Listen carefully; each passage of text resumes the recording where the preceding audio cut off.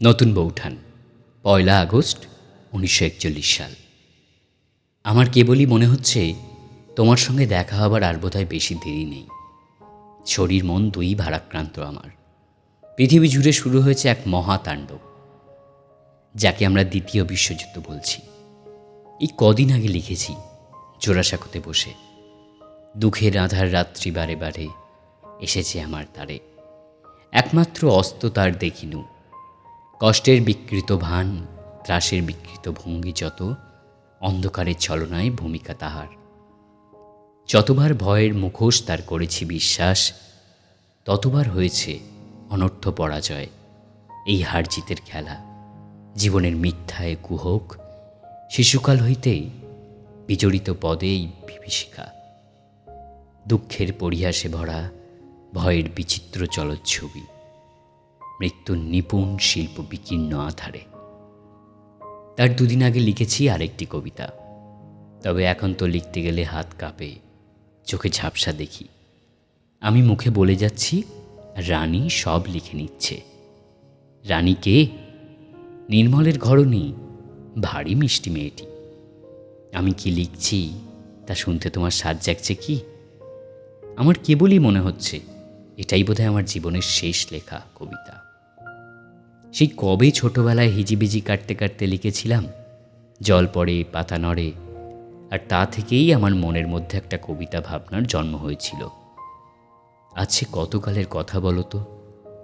ভাবতে ভালো লাগে, আমার শৈশবের সেই কবিতা কবিতা খেলায় তুমি ছিলে একমাত্র সঙ্গী, একমাত্র সাথী। দেখতে দেখতে আজ কত বছর কেটে গেল।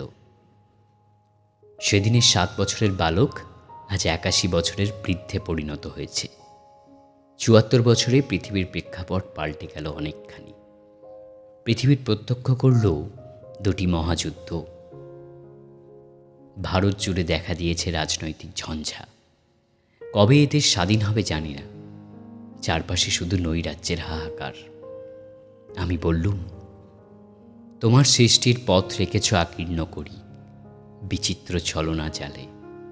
হে ছলনাময়ী, মিথ্যা বিশ্বাসের ফাঁদ পেতেছ নিপুণ হাতে, সরল জীবনে এই প্রবঞ্চনা দিয়ে মহত্তরে করেছ চিহ্নিত।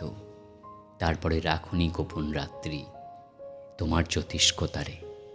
যে পথ দেখায় সে যে পথ, তার অন্তরের পথ, সে যে চিরস্বচ্ছ সহজ বিশ্বাসে, সে যে করে তারে চিরসমুজ্জ্বল। তারপর নতুন বৌঠান আমার কাননের শেষ ফুল দুটির কথা শুনবে নাকি? সে এক বৈষ্ণবী কন্যা, আমাকে চিঠি লিখত। পরবর্তীকালে তার সঙ্গে আমার যোগাযোগ হয়। প্রথমে সে নিজেকে জোনাকি নামে উল্লেখ করত, পরে তার আসল নাম জানতে পারি।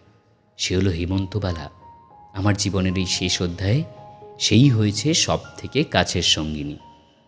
তাকে দেখে আমি একটির পর একটি গদ্য কবিতা লিখে চলেছি। কবিতার ক্ষেত্রে এই নতুন ভাবনা আমার মনে আগে কখনো আসেনি। কেন এমন হলো বলো তো? আবার কি সেই নারী সঙ্গের কথাই বলতে হয়? একদা তোমার সান্নিধ্যে এসে আমার কবিতার খাতা ভরে উঠেছিল। আর জীবনের এই পড়ন্ত বেলায় হেমন্তবেলার সান্নিধ্য কি আমাকে নতুন করে প্রাণিত করেছে?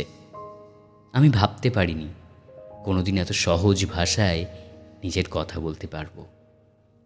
এই তো কদিন আগে শান্তিনিকেতনে বসে লিখেছিলাম, রূপনারায়ণের কুলে জেগে উঠেছিলাম। জানিলাম এ জগৎ স্বপ্ন নয়, রক্তের অক্ষরে দেখিলাম আপনার রূপ, চিনিলাম আপনারে। আঘাতে আঘাতে বেদনায় বেদনায় সে যে কঠিন, কঠিনেরে ভালোবাসিলাম, সত্যের দারুণ মূল্য লাভ করিবারে, মৃত্যুতে সকল দেনা শোধ করে দিতে।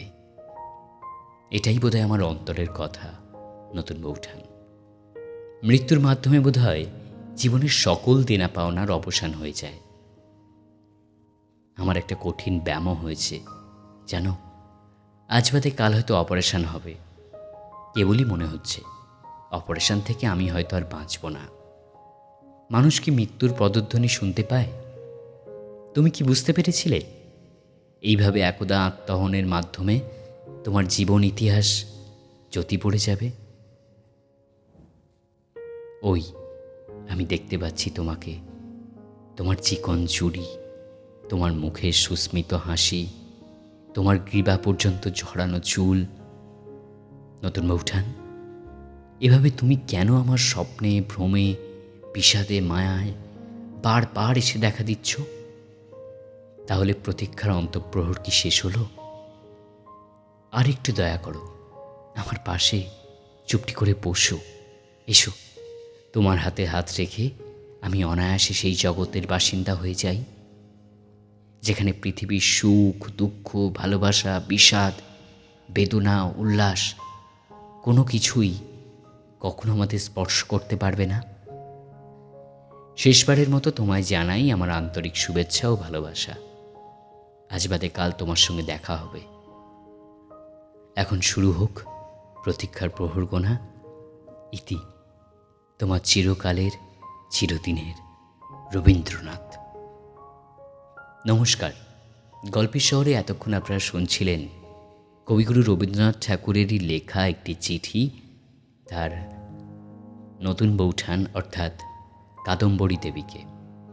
এই চিঠিটি আমরা নিয়েছি কামিনী প্রকাশালয় থেকে পৃথ্বীরাজ সেনের লেখা রবীন্দ্রনাথ ও কাদম্বরীর গোপন প্রেম নামক বইটি থেকে। তো এতক্ষণ এই চিঠির পাঠে ছিলাম আমি সোমনাথ আপনাদের সঙ্গে। ভালো লাগলে সঙ্গে থাকবেন এবং বেশ একটি অনন্য বিষয় এবং বেশ একটি আনকমন বিষয় নিয়ে আজকের গল্পের শহরের গল্প এখানেই শেষ করছি। আশা করছি আগামী দিন যদি আপনাদের এই চিঠিটা ভালো লাগে তাহলে কাদম্বরী দেবী রবীন্দ্রনাথকে যে চিঠি শেষ লিখেছিলেন সেই চিঠিটিও পড়ে শোনাব। সকলে খুব খুব খুব ভালো থাকবেন। শুভরাত্রি।